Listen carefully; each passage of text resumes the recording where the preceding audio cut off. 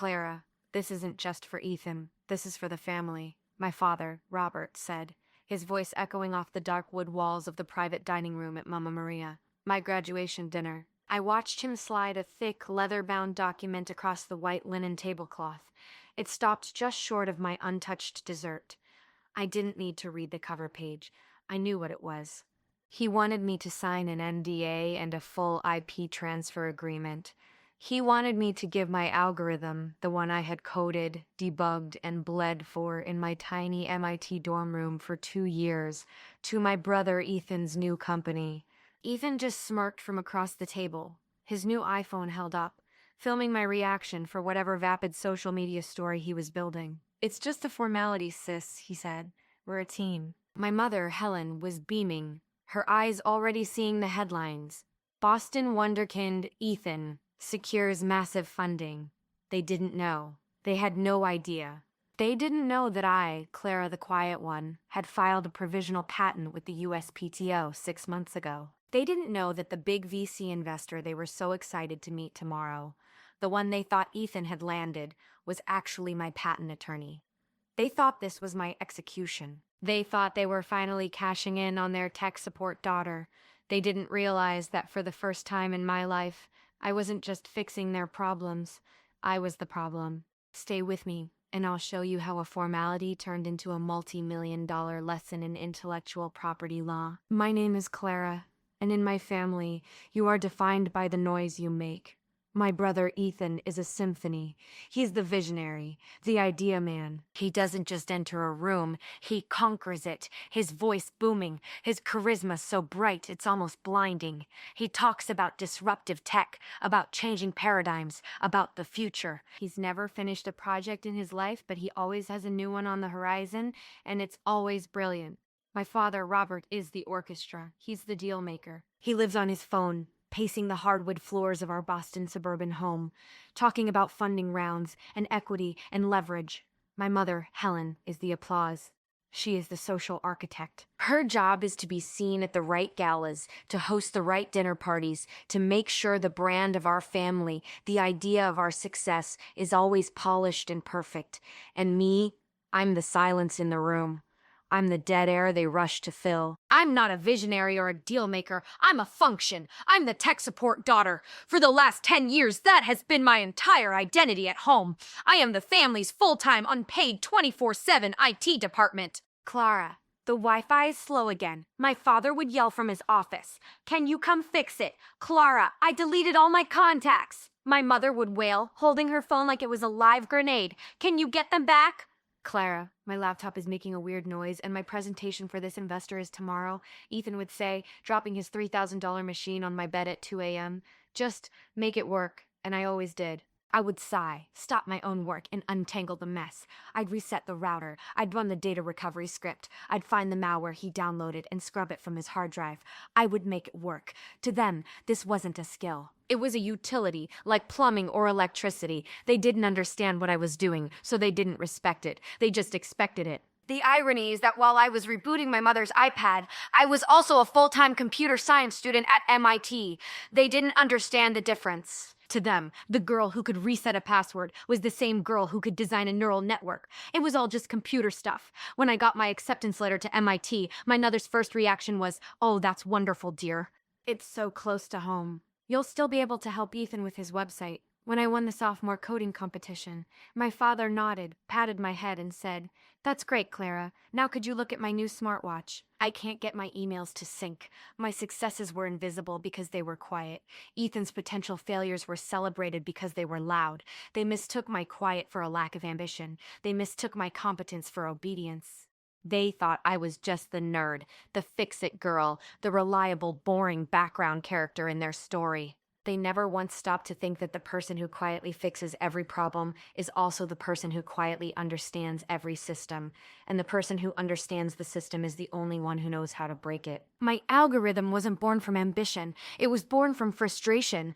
I was working with massive astrophysical datasets for my senior thesis, and the transfer speeds were killing me. The existing compression tools were lazy, inefficient. They skipped data. I knew there had to be a better, cleaner, faster way. So for 2 years, I built it. In the stolen hours between 2 a.m. and 5 a.m., fueled by vending machine coffee and the quiet hum of the servers in the lab, I wrote Chrysalis. That's what I called it. A way to take something massive and chaotic and make it small, elegant, and perfect. It was revolutionary. It didn't just shrink data. It learned the data's structure, anticipating patterns to compress it losslessly at a speed no one else had come close to. It was my life's work. It was beautiful. And while I was building something real, my family was building a fantasy. My brother Ethan had become a bottomless pit. First, there was Aura, his bespoke sneaker design app. My parents, Robert and Helen, drained their savings $80,000 to pay for the launch party. The app crashed on day 1 and never recovered. Then came Vibrancy, his immersive VR art experience. This one was more expensive. This was the one that required them to take out a second mortgage on our house in Brookline. Another $150,000 gone, spent on warehouse space and headsets for an event that 6 people attended. I was fixing my mother's laptop one evening when I saw the bank emails, red alerts, overdue notices. They were drowning. The second mortgage had an adjustable rate, and it adjusted. They were terrified. But they weren't terrified of losing the house. They were terrified that they would have to stop funding Ethan. The discovery happened 2 months before graduation. I was on a Zoom call with one of my professors, excitedly explaining how Chrysalis had just successfully compressed the entire Sloan Digital Sky Survey in a weekend.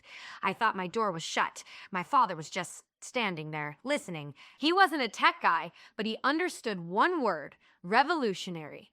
When I hung up, his eyes were gleaming with a kind of manic, predatory hunger I had never seen before. "Clara," he said, his voice too calm. "What was that?" I tried to downplay it. "It's just my senior project, Dad." That night, the family held a meeting. Without me. The next morning, my project was no longer my project. It was our project. "Clara, this is the one," my father announced, his old-school deal-maker energy back. He had spreadsheets. He had flowcharts. "This algorithm of yours," he said, "it's not just for some dusty old telescopes. This is a billion-dollar play." Ethan, who had been sulking about the failure of Vibrancy, suddenly lit up. He started pacing, using his visionary voice. "We're not just selling software," he said. "We're selling a new paradigm. We'll license it to everyone. Streaming platforms, the military, cloud storage." My mother clasped her hands. "Oh, Ethan, that's brilliant. They had already formed a new company in their heads. Chrysalis Harrington." "No, wait," Ethan said. "Just Chrysalis. It's cleaner. For the next month, my life became a living hell." They weren't asking. They were demanding. "Clara, you need to write up a business-friendly white paper." My father would text me during my classes. "Clara, Ethan needs to understand the tech so he can pitch it." My mother would say. "You need to dumb it down for him." I spent 3 excruciating weekends trying to explain matrix quantization to a man who still thought Python was just a snake. He'd nod, say, right, synergy, and then ask me if we could change the name to Everse. They saw my project as their personal, divine bailout. It was the last golden lottery ticket that would not only fix their finances, but finally, make Ethan the success they always told everyone he was. They were so blinded by their own desperation that they never saw what I was doing. While I was dumbing down presentations for Ethan, I was also having quiet, encrypted video calls with a man named Mr. Varma, one of the top patent attorneys in the country. While my father was running numbers on his fantasy spreadsheet, I was draining my own savings to pay the retainer and the filing fees for a provisional patent application. While my mother was planning the celebration dinner, I was quietly scheduling a meeting with Mr. Varma for the day after graduation. I told him to book a conference room at a high-end hotel, to dress like a VC, and to bring his most intimidating associates. They told me the dinner was to celebrate my graduation, but my father let the truth slip 2 days before. "Clara, this investor is a very big deal," he said, his voice tight with importance. "He's agreed to meet with us, but the deal is contingent on you. He needs to know the tech lead is fully on board. This dinner is where we formalize the family's commitment." I knew exactly what formalize meant. It meant they weren't just stealing my work. They were going to make me hold the door open for them while they did it. The pressure in the 2 weeks leading up to my graduation was suffocating. It wasn't the normal pressure of final exams and thesis deadlines. That I could handle. This was a thick, humid, emotional smog that filled the house from the moment I woke up to the moment I pretended to go to sleep. My family was in full-on launch mode. Our home had become the unofficial headquarters for Chrysalis Harrington, which Ethan was now just calling Chrysalis. My father, Robert, had taken personal leave from his job to become the full-time CFO of a company that didn't exist. He'd sit at the dining room table, our dining room table, surrounded by stacks of paper, barking into his phone about burn rates and valuation. He was, he told me, lining up the next round of funding for when this big VC deal went through. My mother, Helen, had become the project manager of me. She would knock on my bedroom door every hour, not with a cup of tea, but with a new demand. Clara, Ethan needs a one-page summary for the pitch deck, she'd say, her voice high and tight.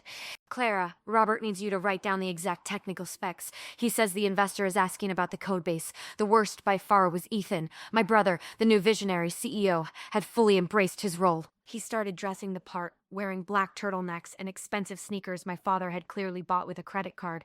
His job was to ideate. This meant he would pace the living room, pans behind his back, and throw out concepts. You know what this is, he said to me, finding me in the kitchen while I was trying to inhale a bowl of cereal. It's not just compression. It's digital teleportation. We're not shrinking data. We're teleporting it. Write that down. It's good. I spent the entirety of my MIT final exam period not studying, but creating a professional, polished 20-slide pitch deck for Ethan. A deck I knew he didn't understand, filled with my research, my data, my projections. He took it, put his name on the cover page as founder and CEO, and sent it to the investor. I watched him hit send from his laptop. My laptop, actually. He'd borrowed it. I tried, once, to plant a flag. I found my father alone in his study. Dad, I said, my voice quiet. This is my thesis. It's my intellectual property. We can't just give it away. His head snapped up. His deal-maker face was gone, replaced by a look of cold paternal disappointment. Clara, he said, his voice low. This is not the time to be selfish. This is the big leagues. We all have to do our part. Your part is the tech. Ethan's part is the vision. My part is the business. Helen's part is holding it all together. He leaned forward, and his voice dropped to a conspiratorial whisper. Do you have any idea the kind of financial hole we're in because of Ethan's last setback? The bank is calling. We are talking foreclosure. This algorithm of yours is not just a project. It is a lifeline. It is the only thing that will save this family. And then my mother appeared, as if on cue. Don't you care about that? She asked, her hand on her heart. Don't you care about your brother? He is so fragile right now. He needs this win. Don't you want to see your brother succeed? We are about to lose this house, Clara. The guilt was a physical weight, pressing down on my chest. They were leveraging my love for them against my life's work. But the final straw, the thing that broke the spell, happened the day before graduation. I was on my father's computer, trying to fix the printer he'd jammed again. An email alert popped up on his screen. It wasn't from a bank. It was from a private lender I'd never heard of, Bridge First Capital. The subject line was funding agreement. RE, Chrysalis. My blood went cold. I clicked it. It was a contract. My father, Robert, had already taken a high-interest, short-term bridge loan for $50,000. He hadn't just planned to leverage my work. He already had. He had signed a personal guarantee, collateralized by the future revenue of my algorithm. An algorithm he didn't own, based on a company that didn't exist, to an investor who wasn't real. He was already spending the money. I looked at the signature line. He'd signed it a week ago. I didn't panic. I didn't scream. My emotions just switched off. The noise in my head went silent. I was no longer a daughter. I was an archivist. I calmly forwarded the email chain with the signed loan agreement to my personal encrypted account. Then I forwarded that to Mr. Varma, my attorney, with a single subject line, "For your information, additional documentation." Then I shut the laptop, went to my room, and laid out my graduation gown. The ceremony itself was a blur.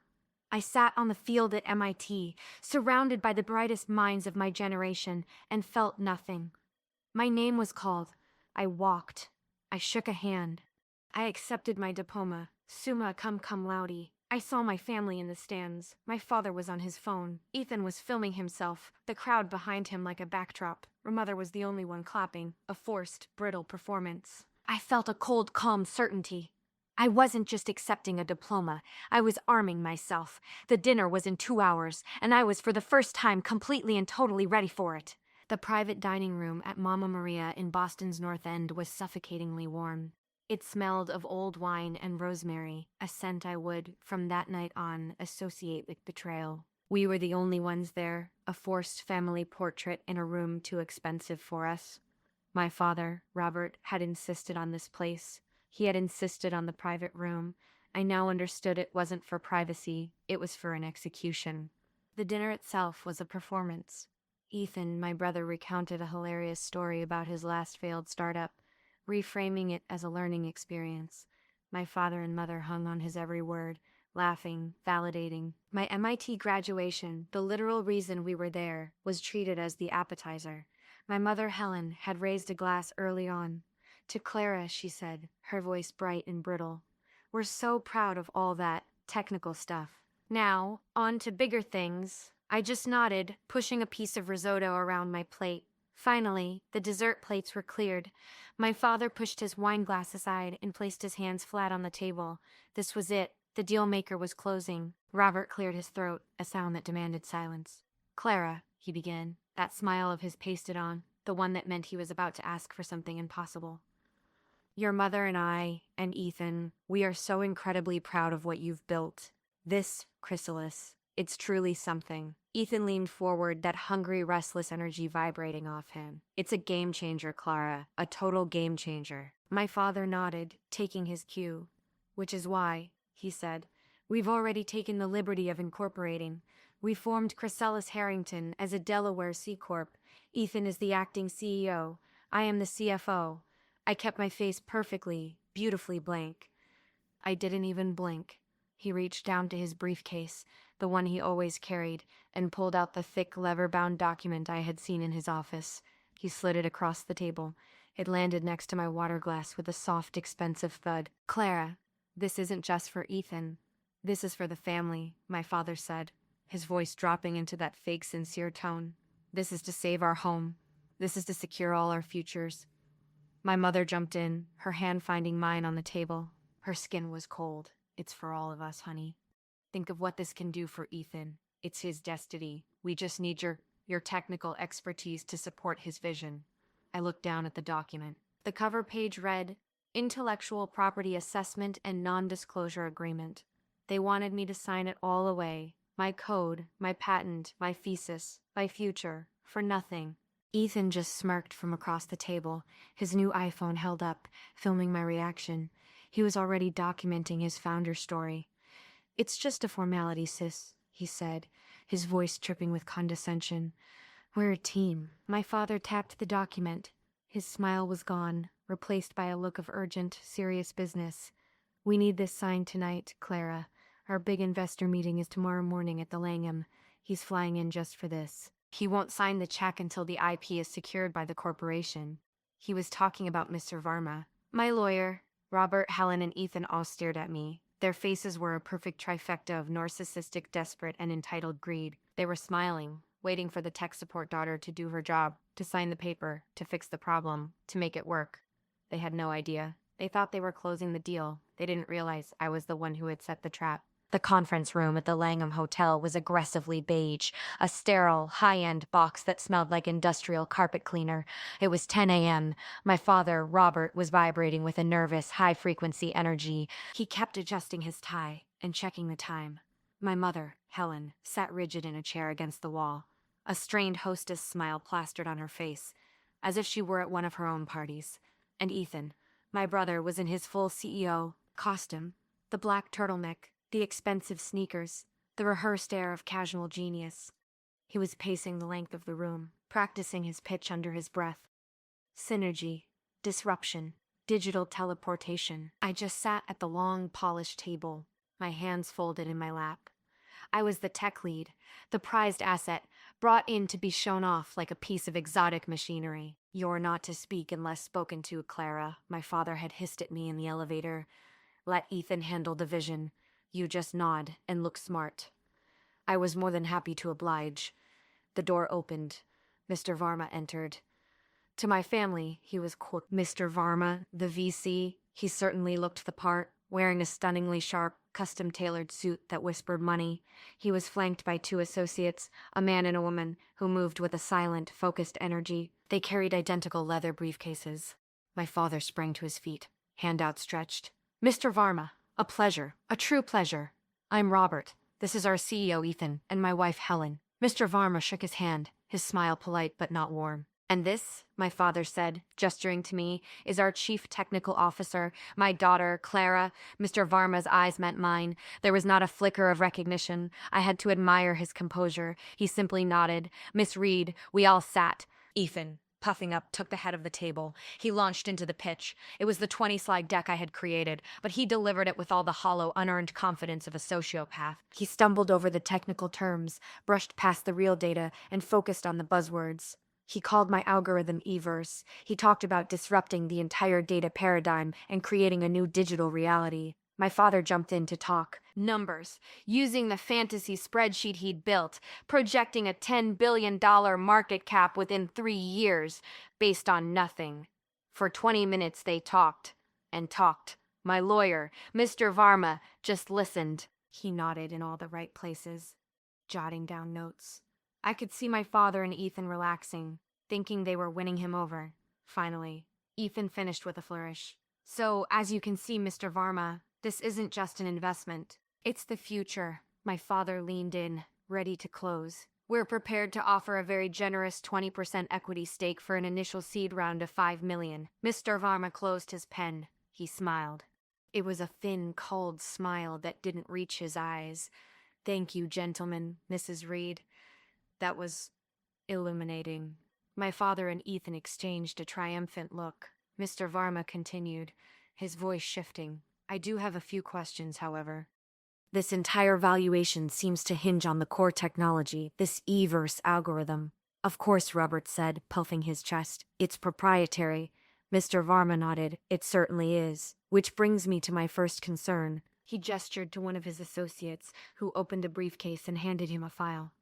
"I see here," Mr. Varma said, "that you incorporated Chrysalis Harrington 3 weeks ago, with Ethan Reed as CEO and Robert Reed as CFO. "That's correct," my father said, beaming. "And yet," Mr. Varma said, his voice dropping, "the provisional patent application for the algorithm in question, filed with the United States Patent and Trademark Office, is dated 6 months ago and is filed under the name Clara Meters Reed."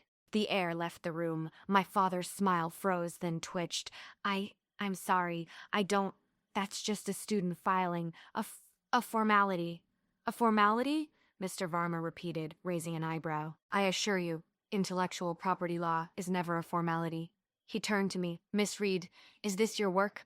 I spoke for the first time. "Yes, it is. And did you, any time, legally assign your intellectual property to the Chrysalis Harrington Corporation?" "No," I said. "I did not, my mother." Helen finally spoke, her voice high and trembling. "But she's family. It's our project." Mr. Varma ignored her, his eyes locked on my father. "Which brings me to my second, more serious concern, Robert." He slid another document across the table. My father looked at it. His face, which had been pale, turned a sickly, mottled gray. It was the $50,000 bridge loan, the one from Bridge First Capital. Mr. Varma said, "This is a loan agreement you signed last week, collateralized against the future revenue of an algorithm you do not own. You actively, and with intent, sought funding for an asset you knew was not yours. This isn't just a family dispute. This is fraud." Ethan looked confused. "Dad, what is he talking about?" "Robert." My father couldn't speak. He was just staring at the paper. Mr. Varma finally stood up. "Gentlemen, Mrs. Reed, I am not a venture capitalist. My name is Ani Varma, and I am a partner at Varma & Associates, a patent and intellectual property law firm. I am not here to invest in your company. I am here as legal counsel for the sole and exclusive owner of the Chrysalis algorithm, Miss Clara Reed." He gestured to his other associate. She opened her briefcase and placed 3 thick, bound documents on the table, one in front of Ethan, one in front of Robert, one in front of Helen. "This," Mr. Varma said, his voice cutting through the silence, "is a formal cease and desist order demanding you immediately stop any and all attempts to pitch, sell, license, or in any way represent the intellectual property of my client. It also demands a full immediate retraction of any offers or agreements you have made, including the fraudulent one with Bridge First Capital. My mother started to make a small, choking sound. Mr. Varma wasn't finished. Furthermore, we are offering you a one-time deal out of... He glanced at me. Respect for my client's preference to avoid litigation. You will sign a full dissolution of the Chrysalis Harrington Corporation, and you will sign this. He tapped the last page.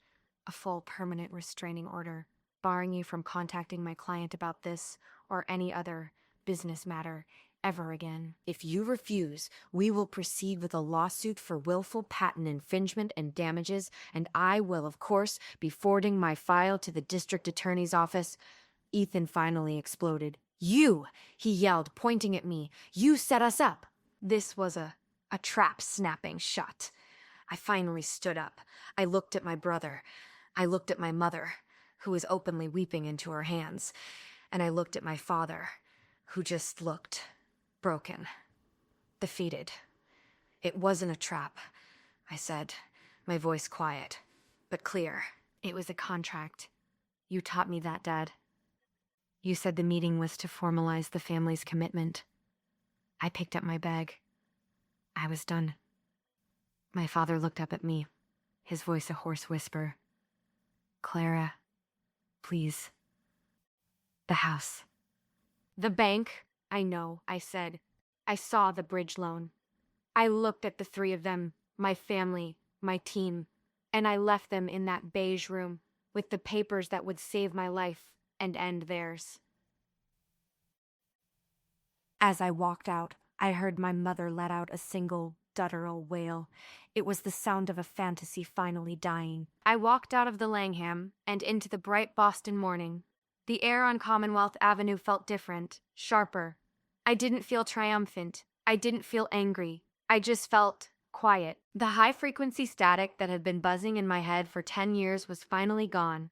I took the T back to my apartment near MIT. I walked past the lab where I had spent thousands of hours, the cafe where I'd lived on stale coffee, the entire campus that had served as my real home while my family was busy imploding. I got to my apartment, locked the door, and for the first time, it felt like my own. I didn't pack. I didn't cry. I sat at my desk and performed the last clean technical task. I opened my email. There were already 14 missed calls from my father, 22 texts from my mother, a string of increasingly incoherent, abusive rants from Ethan. I didn't read them. I created a new filter. Any email from robert.read@.x.leby, apply label, legacy. Any email from helen.read@ mark as read, archive, apply label, legacy. Any email from ethan.read@ mark as read, archive, apply label, literacy. I went into my phone and did the same. Block, block, block. I was no longer their tech support. The line was, finally, disconnected. The next day, I accepted the offer from the venture capital firm in Palo Alto, the one my professor had actually set up for me. They weren't just investing, they were acquiring the patent and building a new division around me. Mr. Varma handled the rest. I paid his bill. It was worth every single cent, and he sent me one final summary email a month later. The fallout had been immediate and catastrophic. The $50,000 bridge loan from Bridge First Capital had defaulted the moment Mr. Varma proved my father had no claim to the collateral. Because Robert had signed a personal guarantee, the lender went after his assets. His only asset, of course, was the house in Brookline, but the house was already leveraged to the hilt. The second mortgage, the one they'd taken out for Ethan's blonde vibrancy VR art disaster, was now also in default, as they had no income to pay it. The bank, seeing the loan from Bridge First, triggered an acceleration clause. The house was foreclosed on within weeks. I heard later, through a distant cousin who emailed me with a mixture of pity and awe, what happened. They had to sell everything in an estate sale just to cover their immediate debts. My mother's antiques, my father's car, all of Ethan's visionary equipment. Robert and Helen moved into a small, one-bedroom rental apartment in a town I'd never heard of, an hour outside the city. One summary email a month later. The fallout had been immediate and catastrophic. The $50,000 bridge loan from Bridge First Capital had defaulted the moment Mr. Varma proved my father had no claim to the collateral. Because Robert had signed a personal guarantee, the lender went after his assets. His only asset, of course, was the house in Brookline. But the house was already leveraged to the hilt. The second mortgage, the one they'd taken out for Ethan's Vibrancy VR art disaster, was now also in default, as they had no income to pay it. The bank, seeing the loan from Bridge First, triggered an acceleration clause. The house was foreclosed on within weeks. I heard later, through a distant cousin who emailed me with a mixture of pity and awe, what happened. They had to sell everything in an estate sale just to cover their immediate debts. My mother's antiques, my father's car, all of Ethan's visionary equipment. Robert and Helen moved into a small one-bedroom rental apartment in a town I'd never heard of, an hour outside the city. My father, his reputation in the Boston business community shattered, was working as a part-time consultant, handling simple accounting for small businesses. And Ethan, my brilliant visionary CEO brother, he was working at a Best Buy, at the tech support counter, the Geek Squad. The irony was so perfect, I couldn't even call it revenge. It was just order, a system finally balancing itself. Today, I'm sitting in my new office in Palo Alto. It's all glass and whiteboards, overlooking the hills. My name isn't on a patent application anymore. It's on the door. Clara Reed, Director of Data Architecture. My company just licensed Chrysalis to a major streaming platform, in a deal that made my first-year salary look like a rounding error. I never heard from them again. The restraining order worked. They spent my entire life mistaking my silence for weakness. They thought I was just a utility, a tool they could use to fix their problems. They never understood that I wasn't just fixing the system. I was the one who built it. And the person who builds the system always knows we're Ty Father. His reputation in the Boston business community shattered. Was working as a part-time consultant, handling simple accounting for small businesses. And Ethan, my brilliant visionary CEO brother? He was working at a Best Buy, at the tech support counter, the Geek Squad. The irony was so perfect, I couldn't even call it revenge.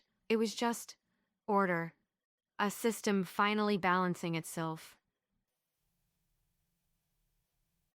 Today, I'm sitting in my new office in Palo Alto. It's all glass and whiteboards, overlooking the hills. My name isn't on a patent application anymore. It's on the door, Clara Reed, Director of Data Architecture. My company just licensed Chrysalis to a major streaming platform, in a deal that made my first-year salary look like a rounding error. I never heard from them again. The restraining order worked. They spent my entire life mistaking my silence for weakness. They thought I was just a utility, a tool they could use to fix their problems. They never understood that I wasn't just fixing a system. I was the one who built it. And the person who builds the system always knows where the off switch is.